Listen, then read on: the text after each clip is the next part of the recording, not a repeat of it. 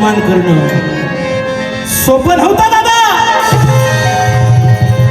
पण या स्वराज्याची संकल्पना होती राष्ट्रमाता राजमाता जिजाऊ माँसाहेबांची. ताई, नवऱ्यानं आणलेल्या पगारीतून साडी कशी घ्यायची, दागिना कोणता घ्यायचा, अशा अल्पशा विचाराच्या जिजाऊ माँसाहेब नव्हत्या. त्यांना हवं होतं स्वतःच राज्य, आपला झेंडा, आपला प्रधान, आणि या राज्यावरती राज्य करणारा राजा असावा तोही आपलाच, या विचाराच्या होत्या जिजाऊ माँसाहेब. मराठ्यांवरचा होणारा अन्याय